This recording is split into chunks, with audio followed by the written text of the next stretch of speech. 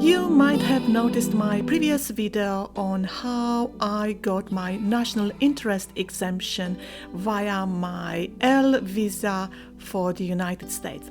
So, of course, I now moved from the UK to United States. I'm not sure for how long yet. Here I am in Illinois, and this is how our trip started.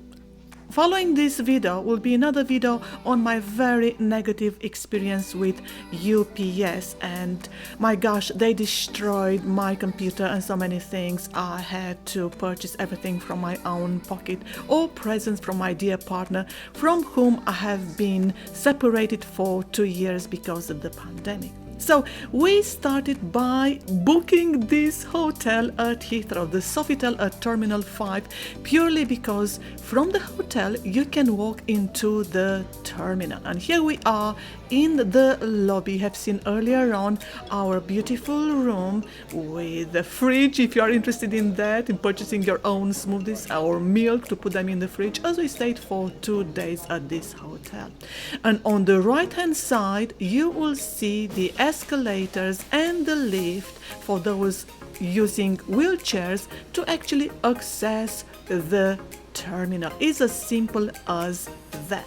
So you'll be accessing this, and afterwards you'll be walking a long hallway, I would say just under 10 minutes of walk, and where you'll reach the airport. Of course, we booked our COVID tests well in advance. We booked them online. We followed the Heathrow.com website where they recommended express test. So we paid online, printed our barcodes to show to these guys, and we went to the Zone G of express test in the departure area at Terminal 5, which is right near the security area where people will have to remove everything.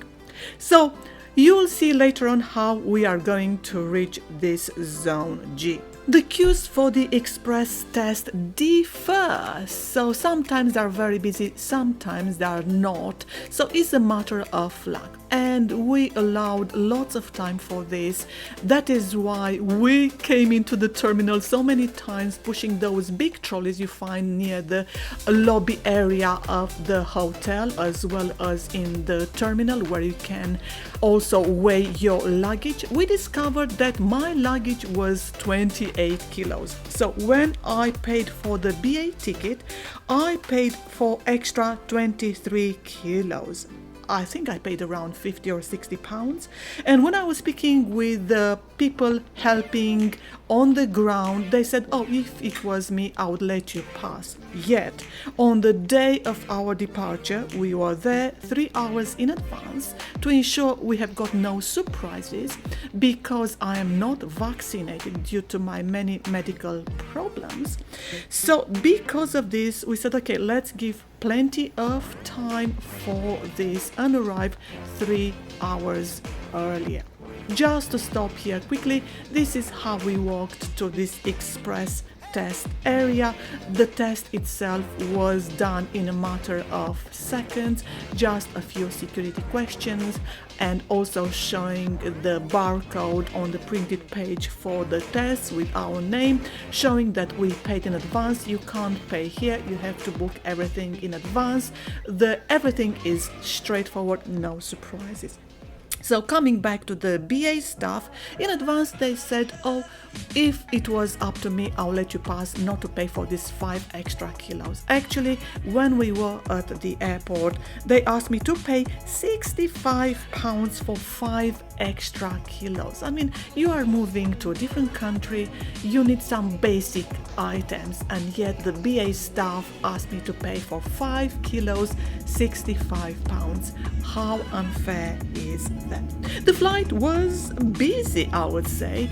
There are only a few seats remaining near me and near my partner, so we decided straight away me to go in the middle seats and occupy 3 seats in order to spread my legs, because I have got arthritis and sciatica, and I was even able to sleep. So look how busy the flight is. And prior to taking the flight, of course, we had to eat, because somehow the flights make you very hungry.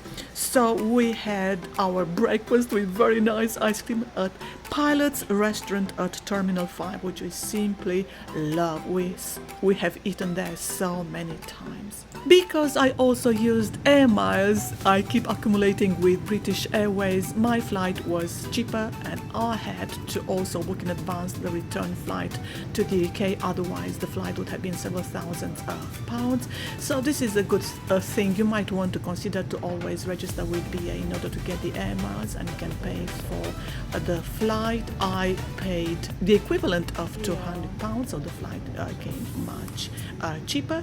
Also, book in advance your COVID test, and you'll get the results again online. If you have any problems, you can go into the Heathrow if you stay at the Sofitel hotel, as we did. So we went into the terminal several times. We're experts in finding everything in the terminal by the time we left. And you might want to check my video on how to get your USA visa, especially if you get a national interest exemption. And I hope this video is of help to you as all my previous videos. This is how we arrived in Chicago, and what I'm going to do, I'm going to make another video about differences between the UK and United States when you are renting, for example, and what furnished renting means in the USA as opposed to the UK. So lots of differences you might want to learn. As ever, thank you for watching. I hope this video was of help to you, and wish me better luck, because now I'm into another episode of arthritis as I post it into my Instagram account. Have a nice day.